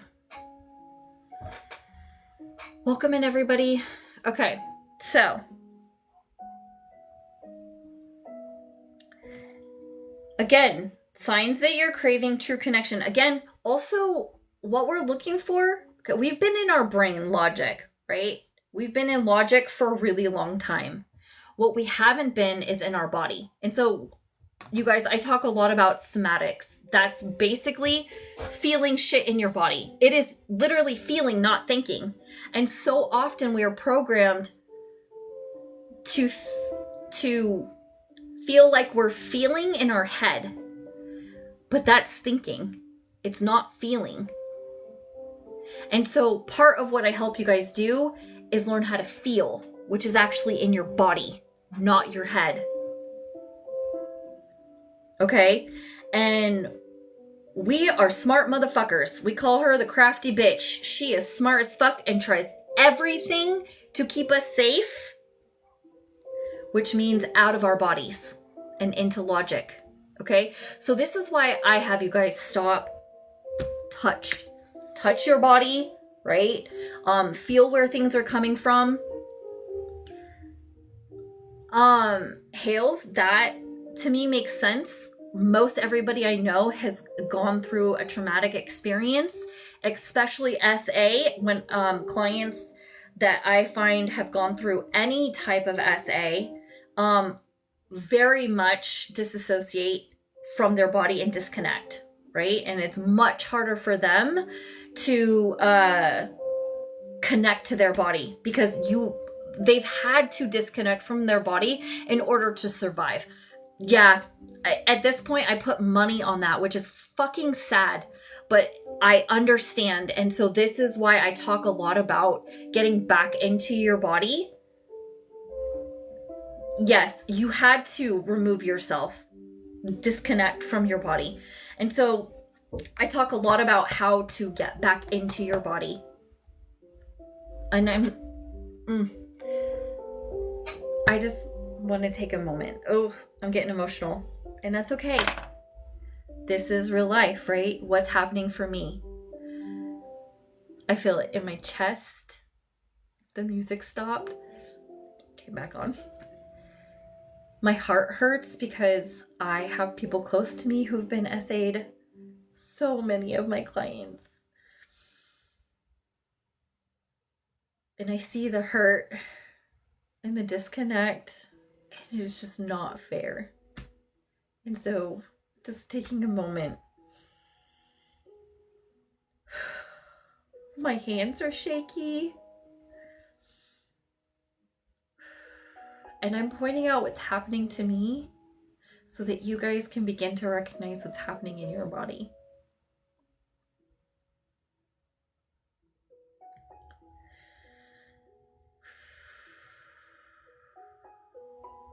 In this moment, we are safe.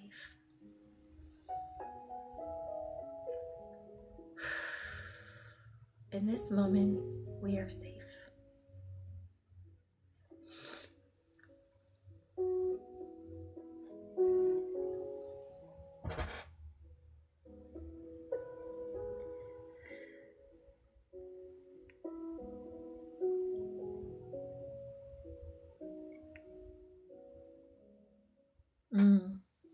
Learning to take that pause, and that's,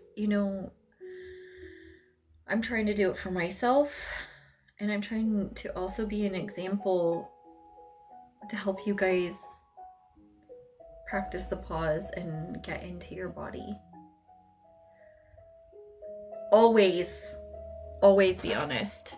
You're not going to offend me.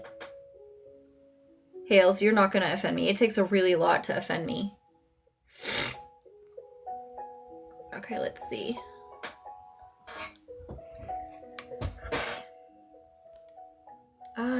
It's not letting me scroll.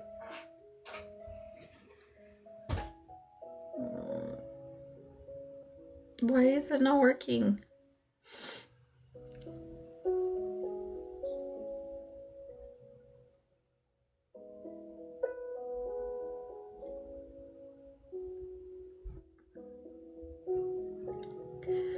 Oh, yeah. Hales, that makes sense. Because you're numb. Completely numb. Which I understand. And it's gonna be that way for probably a while until you have a safe connection where you can begin to practice vulnerability and begin to feel safe. But that makes so much sense. You're not broken, nothing like that. And that's extremely common. And I actually really value you saying that, because a lot of people who are numb, because when we turn off pain and we turn off discomfort and we turn off all of these things, right, out of protective mechanisms, especially since we were children, you turn off everything. So you don't get to just pick and choose what you turn off. You literally become numb to everything. I'm catching up. It like froze for me, so I'm like 30 messages behind. Hales, that makes so much sense that none of that works for you. Thank you, Kat, for the follow.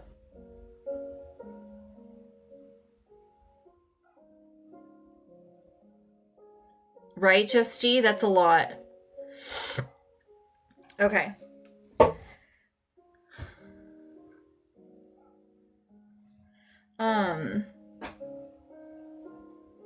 And Hales, so again, I love this, right? Because you're figuring out what doesn't feel right for you in this moment. And, my first thought is, have you been angry? We want to skip to the pretty meditation, journaling, art shit.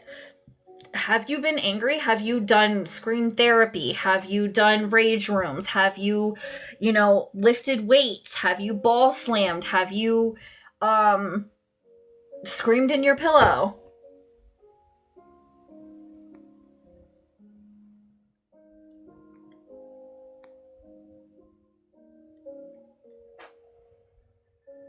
And I think a lot of times that before we can become connected, we have to honor all the things that we weren't. Like the things that make us uncomfortable, right? Like anger that we steered away from.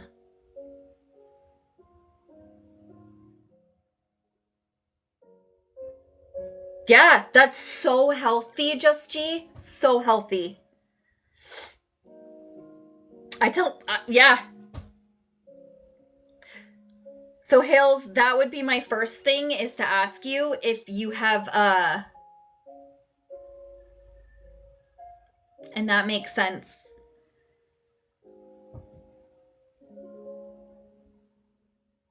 That makes sense. You get to a point where you're just so tired.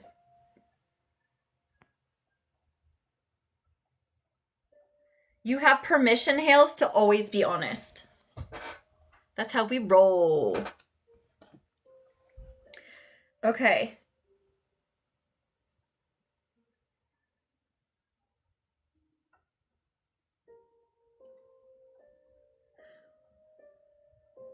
Okay, well, she's typing that out. Other signs you're wanting true connection, craving true connection.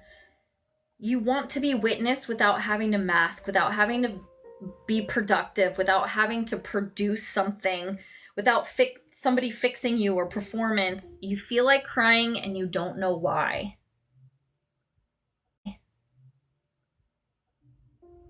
Diddy!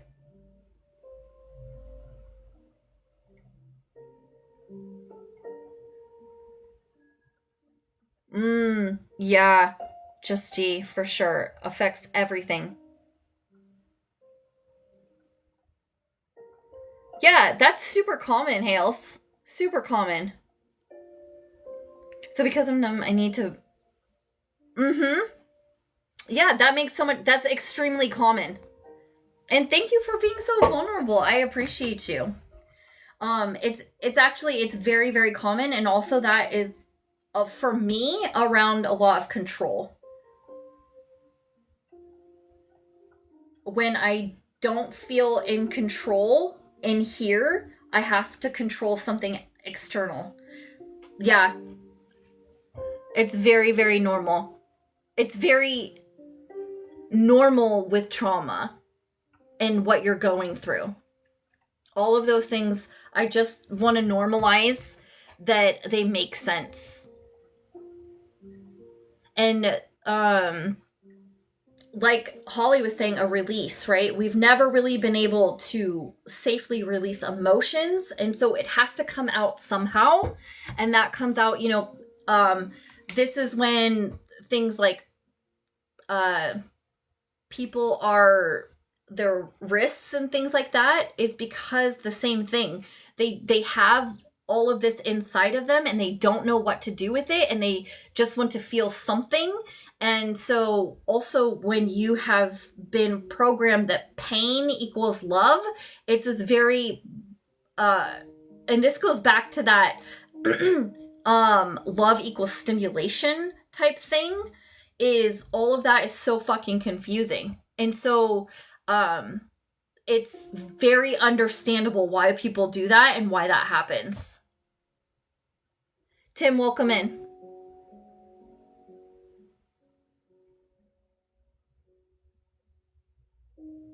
Right, because we have all these emotions.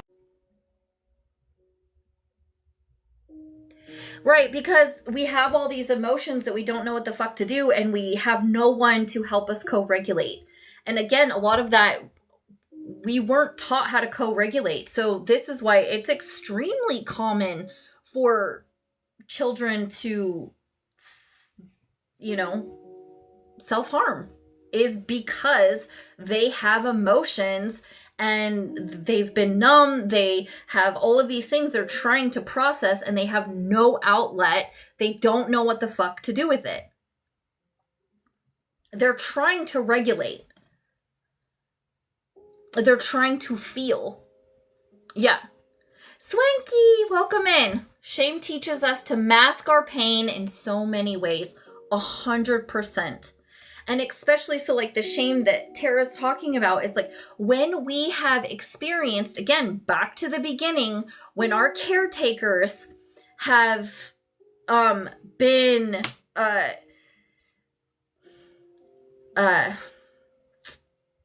when they have been distant, what did the words they used? Distant, unavailable, and inconsistent. And when we have learned, when we go to them, the caretakers who are supposed to help us co-regulate and help us feel seen and like we matter, when we are rejected or dismissed or told you're just seeking attention, get over it, all of these things that are very invalidating, we are left to figure out something to do with how we feel. So it makes sense. So getting back into your body and feeling, right? So craving true connection. It can feel like a tightness or heavy in your chest, not energized. That's not always, but just kind of being aware of what am I feeling right now? And we talk about this a lot, getting curious. What am I actually feeling right now? And if we practice the pause, like Miss Amy taught, right? When we practice the pause, we slow down and we get curious about what the fuck is happening, both emotionally and physically. Oh, I'm angry. I'm fucking pissed off because that makes sense. Wait, am I actually pissed off or am I extremely sad or scared? I'm scared.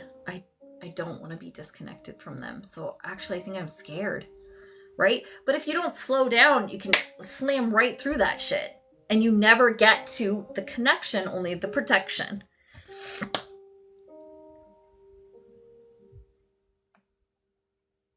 So emotional connection is felt in the body, especially through eye contact, tone of voice, soft presence. Not all the time, especially through people who have, that is really tough for them, especially SA and things like that. For me, what I have found, one of the first ways that I feel safe in a connection is not feeling judged, to be honest. When I don't feel judged in a connection, it allows me to begin to test the waters more. And I just want to give permission that testing the waters is fucking normal.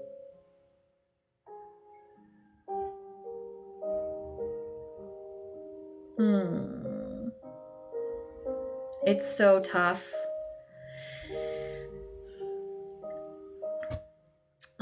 It sounds like she was really hurt and seeking connection. That's what I see. Safety and bonding release oxytocin and serotonin versus the dopamine. Yeah, and that's extremely common too, Parascooter. And again, because especially people who have had SA, again, that goes along with the feeling loved, because you don't know what anything else feels like. And so you associate that with feeling loved. Okay. So this is why a lot, not all, but a lot of people who have been SA'd are also sex addicts, which makes a lot of sense. So what can we do instead, right? What can we do instead? Pause. Practice the pause. Ask your body, what do I need? Do I need hyping up or do I need holding? Do I just need somebody to sit with me? Do I just need to get it out of my body and I don't need anything back? Do I need to have an uncomfortable conversation?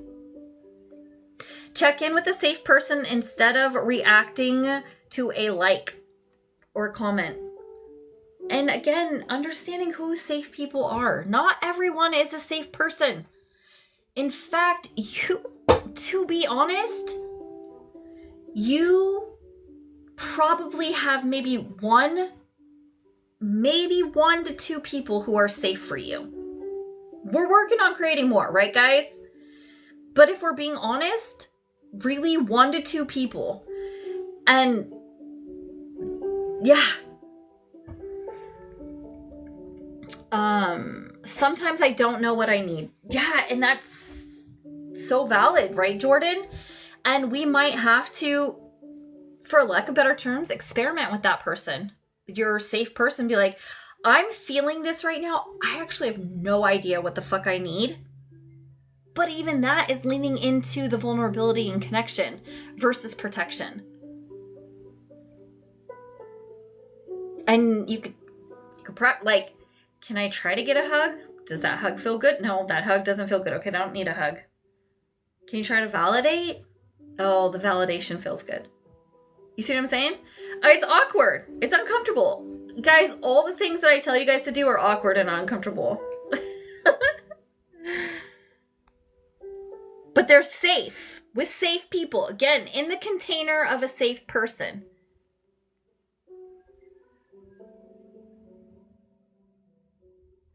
If I missed something, you guys, just let me know.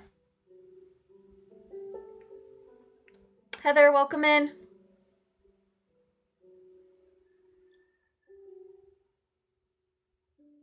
Yes, Leela, 100%.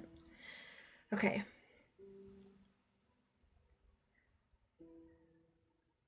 I must have missed what else you said, just G. All I see is Goldilocks.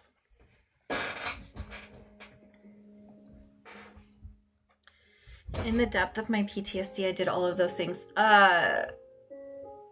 You mean like trying different things out? It was a delay, so I'm sorry if I didn't.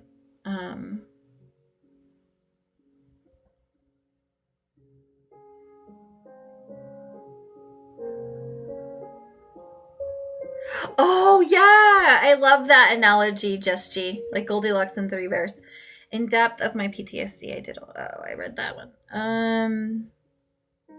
Because I can imagine. All I can imagine is their faces. For which part, Hales? It's like going to the fridge when really we're thirsty. It takes time to connect with ourselves. And I want to just give you guys a permission slip that we're gonna choose things that don't feel good. And then we're going to be like, oh, that doesn't feel good. And then we're going to try something different next time. It's not a simple process, y'all. I'm not even going to lie to you.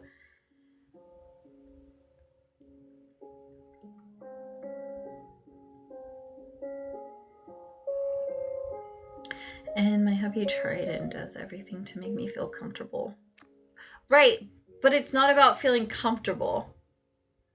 And that, I think, too, a lot of times is we try to avoid the triggers instead of feeling our way through them.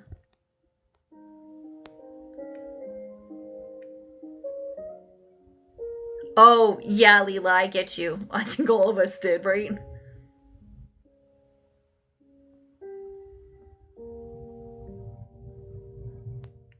I'm catching up. Oh, yeah. Hales, that makes so much sense. And it's super tough to navigate, right? Even there is so much, there's layers upon layers of what everybody is going through, right? So you take into consideration any SA trauma, whether that's porn, whether that's you've been SA, whether anything. You navigate that, the trauma, right? You navigate how you feel about it. You navigate now how you're interacting with, say, your partner or other people about it. There's so many layers. It's messy, y'all. It is messy. Welcome back in, guys. Oh, okay.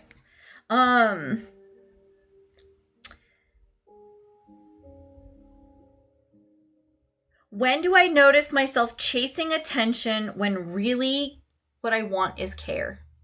Being aware. Slowing down. Being aware. And a lot of us turn to food. And I don't associate it with, a lot of people call it emotionally eating. I call it emotionless eating, because you're trying to shut your emotions off.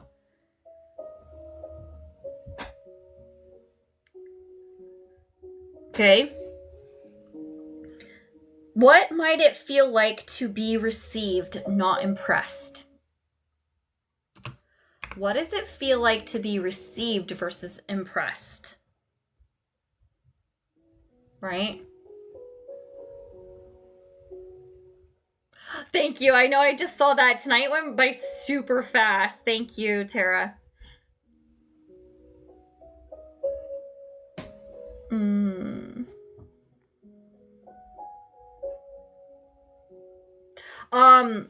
Are you talking to me, Jordan? Like, you don't know what the difference between being received and impressed? Is that what you're asking? Diane, welcome in. Okay, so performance. I associate impressed with performance, right? What does it feel like to be received, where I don't have to... Yeah. Oh, yes. And all these words are interchangeable, right? Like, they're very close in meaning. I believe that we are doing the impressing to try to be seen, which again is not bad. It's very normal and natural. But so making content, if you are a content creator, if you're posting on TikTok or any other social media, you are trying to impress. You are trying to be seen. That is not a bad thing. But if you are trying to get your emotional connection and you're trying to be received and trying to feel safe and have your emotions needs met, there's a difference, right? Okay, copy. So just understanding the difference. Because a lot of the time, again, we don't slow down enough to understand what the fuck we're doing or why. It's very subconscious. Because again, this is the loop in the program we've been on for 40, 50, 60, 70 years. 60, 70 years.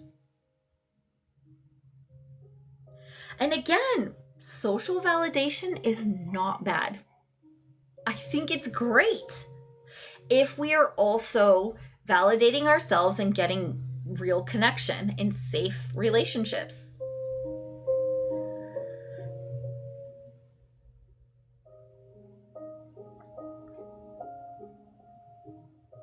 It's okay to want to be seen.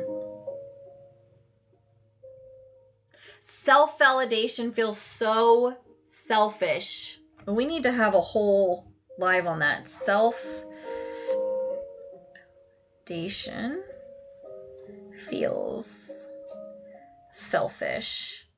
Which makes sense, Jordan, because we've been programmed for it to be. You have to earn time to yourself. Even as children, if you think about it, you can't play video games, you can't go with your friends until you do this. Time with ourselves was a reward. We had to earn that.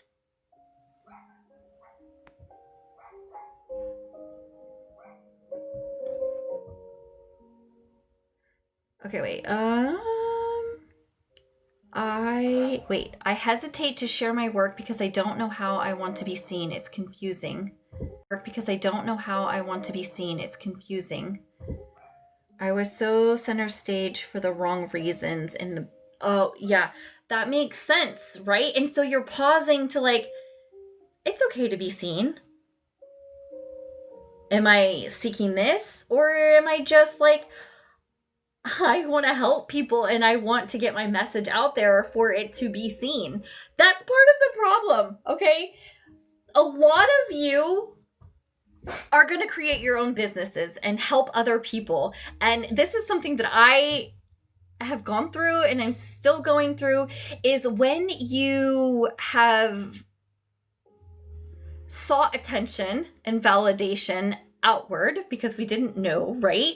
And now we're going inward and we're creating safe connections with ourselves and others, and we're having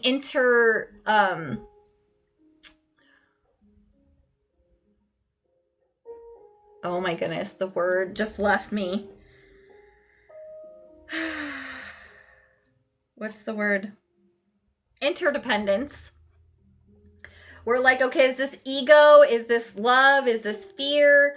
I can't like myself too much. I can't promote myself too much because then is that ego because it feels really good. It's super confusing. But as a coach, that is literally something that is required of me if I want to be successful. I literally need to be seen. I literally have to tell people what I do and why about myself and about the work that I do. It's very confusing. Thank you guys. So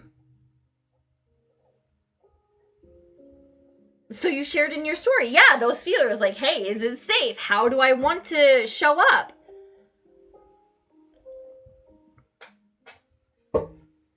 And this goes back to, connection with self and like intentions. Do I like to be seen? And sometimes do I like to be center stage? I do. It's fun. It's fun. Is that all of me? No. And do I do that all the time? No. What I really want is for us all to feel seen. And so sometimes I take the center stage and sometimes I put other people on the center stage. And both are beautiful. If we only put other people on the center stage, are we honoring ourselves and allowing ourselves to shine the way that we encourage others to shine? That's the hard part, right? That's uncomfortable, especially after doing all this ego work and shit like that. Man, that's tough. Love you, Mom. Have a good night. Yeah. And also, too, just to validate that, Tara, in that reprogramming and, taking risks and trying it different is in the past, like literally, I was just talking to my coach about this, is in the past, when I was super confident and I was showing up and shining, bad shit happened in my life. And so what did I do? I created a story that, now you're going to make me grab it.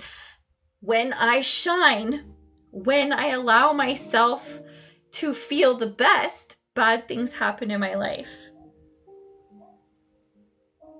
I mess up. I hurt people. So what do? I don't shine. I make myself small because I don't want bad things to happen. I don't want to hurt people. I don't want people to get hurt, right?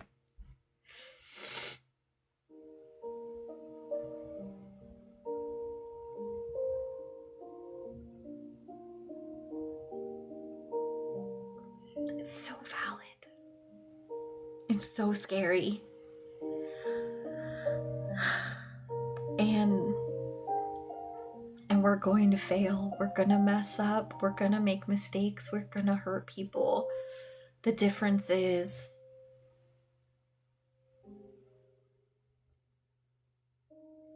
we see connection versus protection, and redos are a big thing.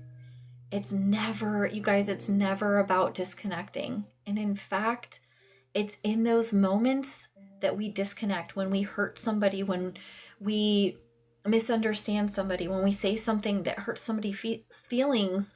Those are opportunities for deeper connection, for us to have a redo, for us to have those uncomfortable conversations. If that shit never happens, How are we supposed to have opportunities to have uncomfortable conversations, to show up for one another, to choose one another, to choose ourselves?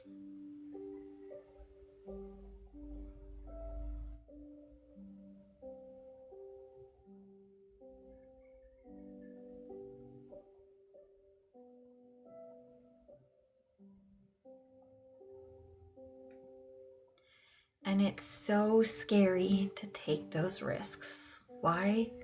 Because we've hurt. We've hurt people and we've been hurt time and time again. And crafty bitch in here, she's like, hey, my job is to protect you at all costs from feeling that way ever again.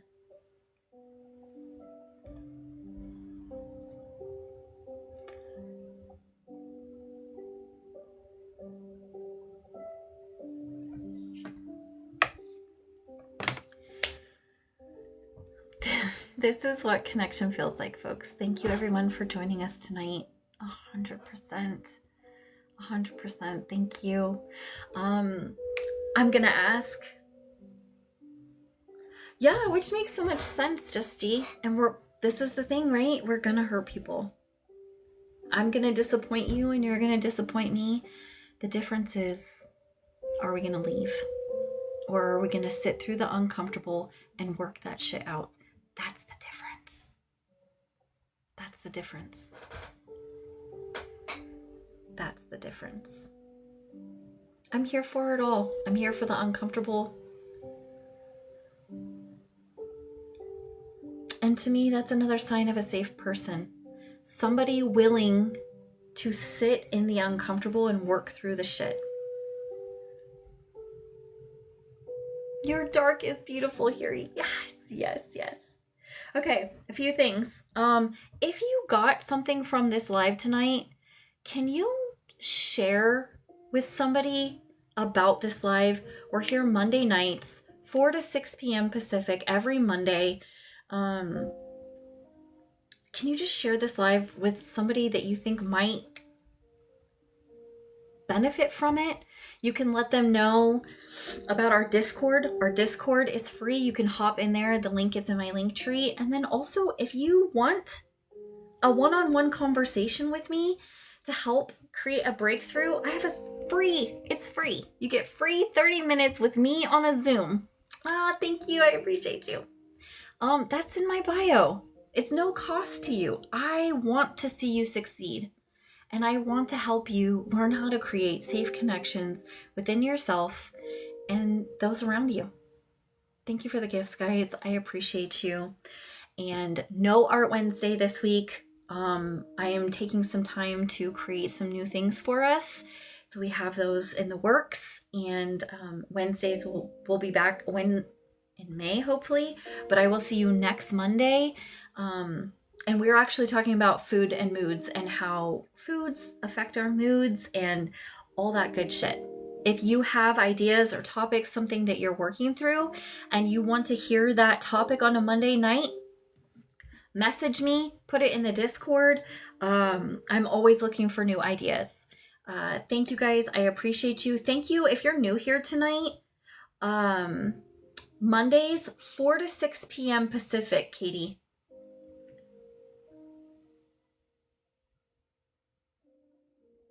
Thank you guys.